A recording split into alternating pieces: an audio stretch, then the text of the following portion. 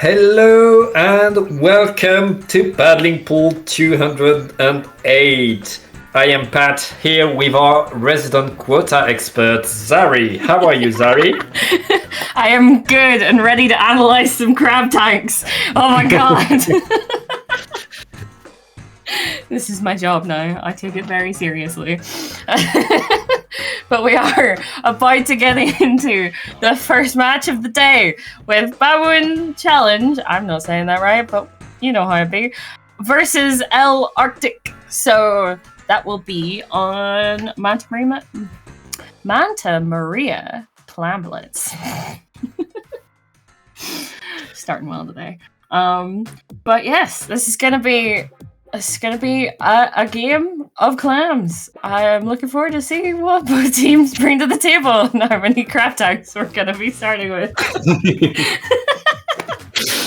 Oh my goodness. But yes, what? And we are about to start this Babouin Challenge versus El Arctic. And here we go. Yes, indeed. I can see a crab tank.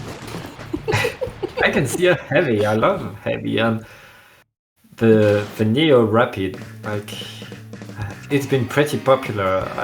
I still feel it's so hard to get value out of it, but some people manage to get so much of it. So wonderful. Yeah, but you don't see, as you're saying, too many. But already that's one down on the side of Babouin. So that is already going to give El Arctic a good foothold, but there goes their heavy. So that levels the playing field just a little bit. And the moves to see if they can find their way in there, get those kills. That'll be an important kill. Yep. Both teams. Okay. Ooh. Everybody dies. Quite quickly. And El Arctic are not going to be able to do much with that power clam. Not yet. And but is Babouin going to be able to get across anywhere near the basket? It's not looking likely.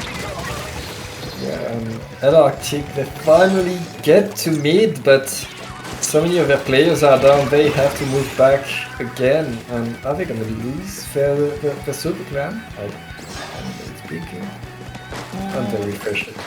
They're able to keep one, but still, immediately, neither team is getting any kind of strong foothold. Like, at the moment, El Arctic is on their back foot a little bit, but that does not mean that Babouin has been able to get anywhere near the basket, and that's another 2 down for them. So this should mean that El Arctic should be able to finally try and get across mid, but Babouin's just staying alive. This sloshing machine is not having it. He doesn't want to die, and that'll finally be him down. But there's another player there to pick up the power clam, maybe, and jump. And it's as you said, like it's like El Arctic has had that super clan since the start of the game, but they have stayed near their basket defending it from like unrelenting attacks from the baboons. Indeed. It kind of seems like they're very attached to that power clam now, because as soon as you throw it, it's gone. But it does seem like they're finally making the headway they've been trying to. And will they be able to actually get the power clam in? Come on, so close. Yes, there we go. And that'll be a second one. Very good. I was going to say very good start, but we're like... Yeah, we are halfway into the game. It just kind of feels like it, though. But yes, that'll be a very good first push. Very great show of patience by El Arctic, to be honest. Like they had the super clan, but they stayed prudent until the baboons made a mistake, and El Arctic could capitalize on it. Yes, indeed. And they weren't going to waste their clams on that, and they weren't going to overextend for the possibility of maybe getting a power clam in. But that does not mean that the baboons are out of it yet. But they might lose that power clam. by the looks of things, which is not ideal for them. There is And one now going on the it's- side of El Arctic. And the baboons are stuck in their basket area now. That's completely reverted. But now with just the heavy on the side of Arctic, the baboons should be able to take mid, be able to build something for this last minute of the game. Yep, yes, indeed, and they really need to to get to the basket with the power clam, and they have. I didn't see that happen, but they did do. But they're gonna need to get more in than just a power clam, which is not looking likely. So now that means they are still. They'll need to get more than a power clam in, to be able to win this. It's not looking likely with 2 down on their side. Arctic is trying not to overextend, but also trying to keep Machine. runes in their spawn at all possible. And that machine hanging on for dear life, keeping the defense alive, giving time to get back in. But right now, Babouin challenge, they lose. Right now they are in a very bad spot. I don't know if you can come back from that. Yeah, they're gonna get a pity, which will give them overtime. But they are gonna have to get right to that basket as soon as possible. Which, I was gonna say, is definitely looking possible, but Yeah. running out of overtime. And I don't think that's gonna make it in time. Oh! There was the attempt, and Babouin challenge, like they did the moves throughout the game. It's just that they missed the mark on the pushes. Yeah, they did get close a number of times, but just not quite to the basket. And they lost a number of those power clams that they made throughout the game. And yet again, that kind of like parallels with how Arctic just kind of kept theirs. They knew when to go all in and when to be a bit more defensive, and it seems like that really paid off for them. So, yep, definitely like more of a kind of a more slow and steady wins the game kind of approach, which did definitely seem to help them take that first game. And that is kind of an approach that can work quite well on splat zones at times. So Yeah. depends on what Babouin challenge, if they change it up or if they go even more aggressive, maybe. So we're gonna have to see if they're changing up their comp at all or how they're gonna be playing. Yeah. I mean, Still a very good game. Arctic, they were stuck away from mid for the first half of the game. If you manage to keep the enemy away from mid for half of the game, you win by 2 minutes. You should, yeah. In zones, that's a win. That's a KO. So I don't think Babouin challenge needs to be necessarily like worried yet. It's the best of 3, so they should be worried. Arctic only needs 1 win to advance. But for sure, we know that the Baboons have what it takes to establish a defense and take control of these zones. Yes, they do indeed. I'm just a bit more worried about them on the aspect of kind of if Arctic kind of push more like solidly at the start. It might, if they're able to get in the mid, then getting them out is going to be a complete shambles for the Baboons. But we'll see what happens with that. And that heavy is coming back. But yep, that is still quite similar comps, but more crabs on the side of the Baboons, and still very aggressive. And already, Team. yeah, 1 down on both sides. 2 down on El Arctic. They're able to get the zone.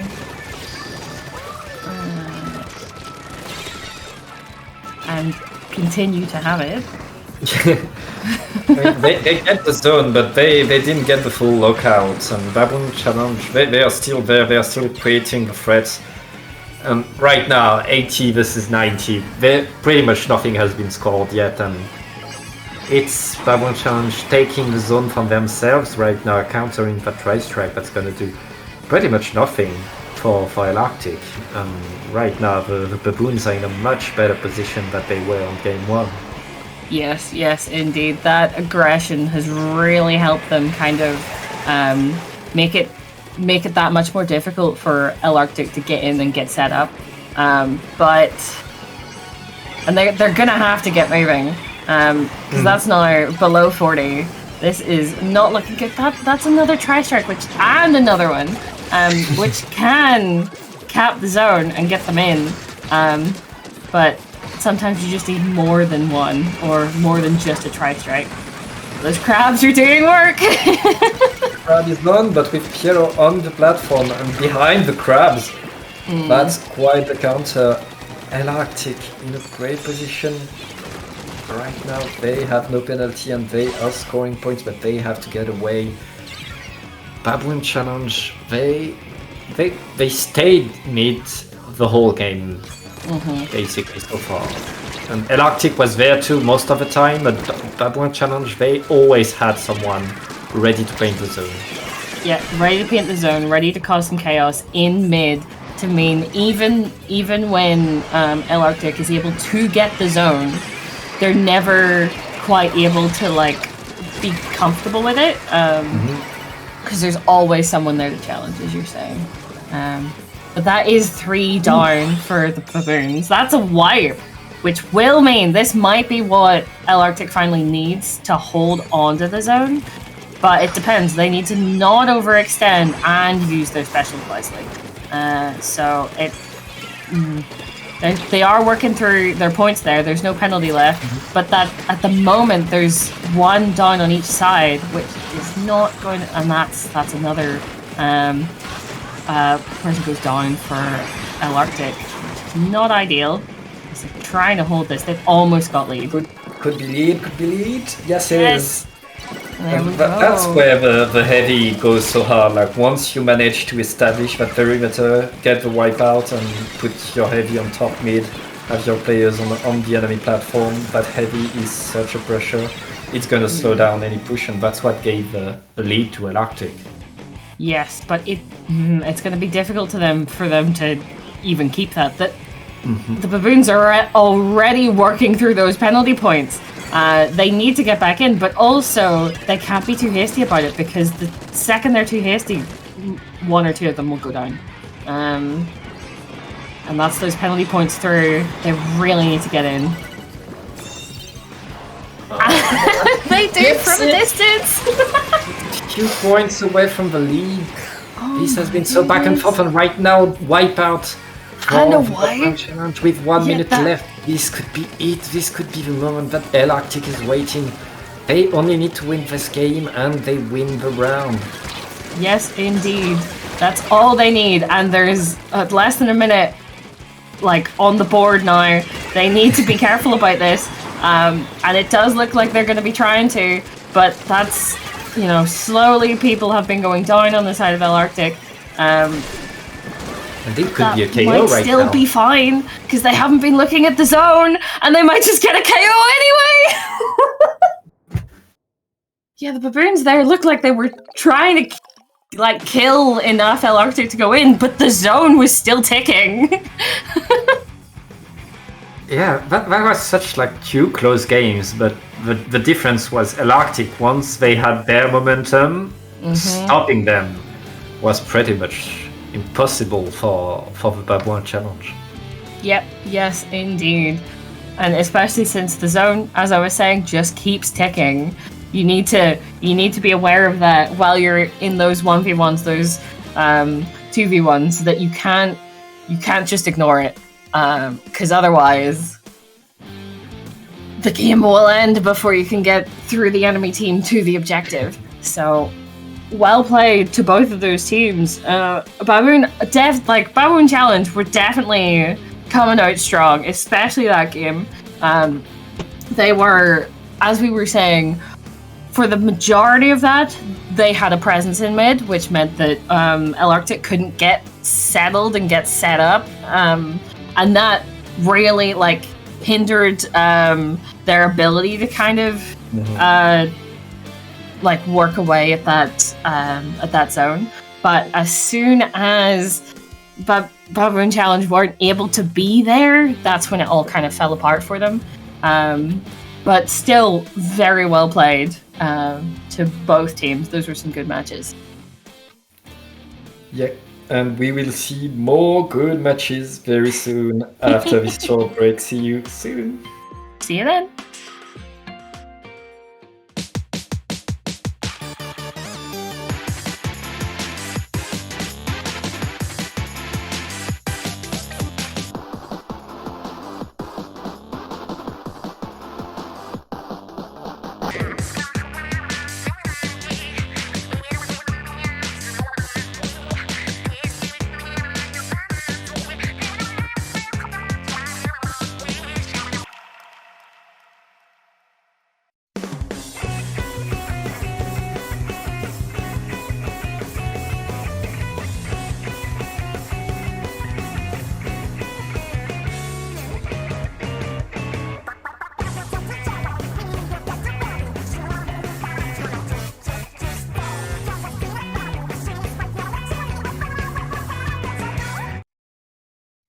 Splatoon Stronghold, a stronghold for competitive Splatoon, providing resources to long-timers and newcomers alike.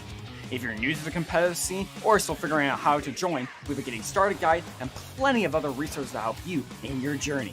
If you are a seasoned veteran, we still have plenty to offer. You can find and join tournaments as well as participate in our Captain Forum and find free agents and teams. Our mission is to make competitive Splatoon easily accessible to everyone. So what are you waiting for?